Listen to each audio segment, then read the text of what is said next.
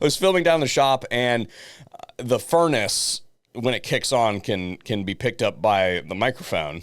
So what I do usually when I'm filming a tabletop demo is I just flip the switch and turn it off. Well, I forgot to do that. And I walk in this morning, and it is 52 degrees in the shop right now. It is cold. Even my dog is like, dude, what's going on? It's colder in here than it is outside. Sorry, dude. My bad. Temperature come up in a minute. Anyway, today we're talking about Brandon Herrera. Whenever we make a video that directly speaks about a race supporting one of those candidates, because of the way campaign finance law works, the establishment politicians can hide all their funny money and PACs and all that sort of stuff, and they can spend millions and millions of dollars on advertising and all that sort of stuff. But if I make a YouTube video, I have to disclaim that I was not paid by any campaign, specifically not paid by Brandon Herrera's campaign. This is me just making a video supporting my friend of 10 years in his political race, free of charge. Brandon, your money's no good here. There's a story developing over this whole thing with Tony Gonzales and Brandon Herrera. Sweaty Tony is getting sweatier because, well, he's had some bad stuff happening and his campaign's basically imploding. And the Republican Party has chosen not to support Brandon Herrera. Not supported by the establishment? Shocking. Now, while I won't take Brandon's money, I will take this opportunity to grift off of his good name and Tony's political misfortune. Today's video is brought to you by First Form. This is a pro-freedom supplement and nutrition company that has made a serious effort to go through all of their products and strip out a whole bunch of dumb ingredients that don't need to be there. I typically gravitate towards their protein sources. The big ones that I use are their protein bars and their meat sticks. These are things that you can smash into a bag and eat on the go when you need to replenish your protein. I highly suggest that you check that out, as well as their caffeine sources, which is my drug of choice, I have to admit. And I have a link and a QR code that I'll throw up on screen for those of you who go over there and check out their wares. It tells them that I sent you, and it helps out the channel. So thank you very much to First Form for making today's video possible. Okay, real quick paraphrase of the timeline, just so we're all caught up to speed. Brandon previously ran against Gonzales, trying to unseat him for his activist gun control positions that he's taken previously, not serving the people, et cetera, et cetera. Standard rhino behavior, right? Ran against him in the primary, took him to a runoff. And what that means is in the state of Texas, if nobody gets a clear majority of the vote, then you have to go to a runoff. Despite having millions of PAC money to spend, Gonzales narrowly beats Brandon Herrera by a couple hundred votes. Had to outspend Brandon like 2-1. Or no, wait a minute. Excuse me. It ends up being 4-1. It ends up being 4-1.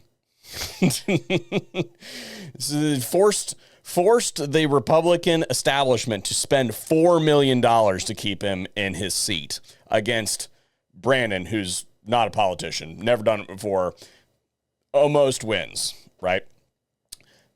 Fast forward to today, and about a week ago, I received word that Tony Gonzales has been allegedly pinned on an affair, and the subject of that affair decided that she was going to light herself on fire. When you find them in the bar at night, you try to drink them pretty, and you wake up the next morning and you see this. Yeah, that's what we call Rolex ugly. Rolex ugly is you wake up the next morning and they're laying on your arm and your Rolex is there and you just chew your arm off and leave the Rolex. You just got to get out of there. I mean, I agree. But I mean, look, I've made some very bad decisions in my life, but never have I rolled out of bed and been so aghast at my behavior that I have decided that the shame was too great and I needed to atone for my misdeeds by going out like a Saigonian Shaolin monk and burning myself up. In all seriousness, I sincerely hope that there is justice for this woman. and they get to the bottom of what actually happened there. But in the wake of this, the Republican establishment is like, you know what? It's not that he's an anti-American, that he wants to push gun control, that he doesn't listen to the will of his citizens, that he governs in a vacuum and all that sort of stuff. No, it's that he had an affair and his girlfriend set herself on fire. You know, that's what we're concerned about as far as his popularity is concerned. He is not a picture of the facade that the Republicans would like to forward into a general election. These two doofuses, Kyle Sinclair and Grant Moody, have been approached by the administration, by the White House, and the Republican National Committee to jump in to Gonzales' seat. Interestingly, in this Daily Mail article, it mentions that Gonzales barely survived a primary challenge last go-around, but it doesn't mention Brandon Herrera's name at all in the article. Okay, so just to line this all up for you, the dude whose political career is going up in flames is being challenged to a primary yet again because of his poor decisions in office and poor performance and lack of ability to listen to his constituency, is being challenged to a primary again by the same dude who took him to a runoff last time and lost to him by a couple hundred votes despite being outspent by massive establishment PACs and all that sort of stuff, right? And the White House and the establishment Republican National Committee go around to try to find other folks that will fill the seat other than that person. And one of the leading conservative outlets covering the story doesn't even mention his name, having almost beaten him last time. Could it be that the person that is very likely to unseat this person in a primary wouldn't follow the lead of the Republican Party, or wouldn't do things like vote to send billions of dollars to places all over the world that it doesn't need to be spent? Could it be that this person would show up with an agenda that his constituency wants him to push that might not quite meet the goals of the greater Republican Party? Could that person be perhaps a spoiler on future, shall we say, less than constitutionally minded directives in the legislature? If any of that is true, well, fucking sign me up to vote in the state of Texas. Brandon Herrera is running for Congress in Texas District 23. And if you are in that area, I highly suggest that you make your way down to the polls at the relevant time and cast your vote for my friend Brandon Herrera. I have known Brandon for 10 years. He's a reprobate. He does not need that job.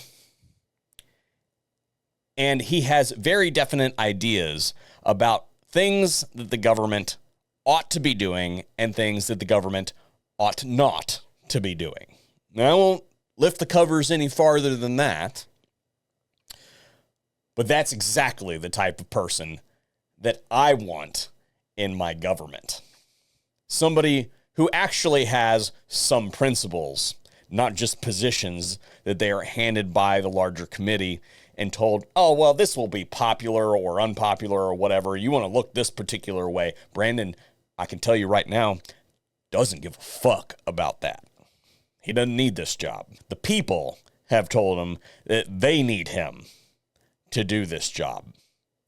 And I very much support him in that role. In other roles in our government, we need a wrecking ball in that place. Not somebody who's going to sit there, take their cue cards, and go and do whatever their masters in the political party tell them that they ought to be doing. Someone who is not going to bow to leftist pressure and do the thing that Oh, it's just reasonable. I want somebody who is unreasonable in there. Let's go, Brandon.